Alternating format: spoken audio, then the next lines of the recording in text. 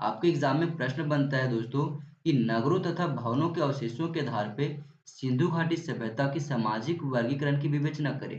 अब इस प्रश्न में आपको सिंधु घाटी सभ्यता यानी कि हड़प्पा सभ्यता के सामाजिक वर्गीकरण के बारे में बतानी है, पर आपको केवल नगर और भवनों के आधार पर बतानी है।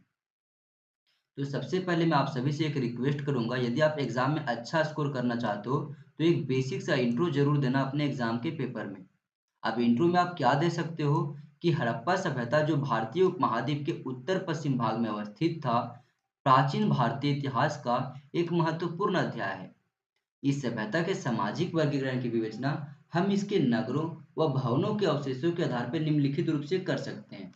इतना कहने के बाद आप जो है अपना पैराग्राफ को चेंज कर देना और फिर आप बताना हड़प्पा सभ्यता के प्रमुख नगर जैसे कि हड़प्पा, मोहनजोदड़ो, धौलावीरा और लोथल जो इस समाज की संरचना के बारे में अद्वितीय संकेत प्रदान करते हैं।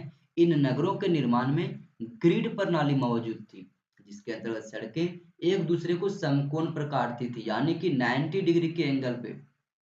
इस प्रकार से हड़प्पा सभ्यता के नगर जो थे वो कई सारे पार्ट में विभाजित हो चुके थे।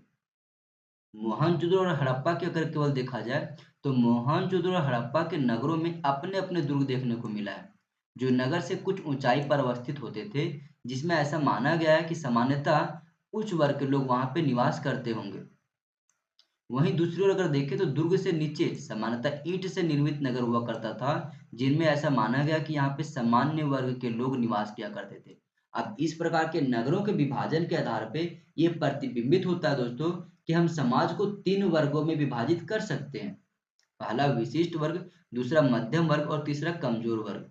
अब यदि हम विशिष्ट वर्ग के ऊपर चर्चा करें तो हम इसके अंतर्गत पुरोहित व प्रशासनिक अधिकारियों को रख सकते हैं, जबकि मध्यम वर्ग के अंतर्गत हम व्यापारी, कारीगर, शिक्षक और किसान वर्ग को सम्मिलित कर सकते हैं। और जो कमजोर वर्ग होता था उसमें काम करने वाले मजदूरों और दासों को सम्मिलित कर सकते हैं दोस्तों।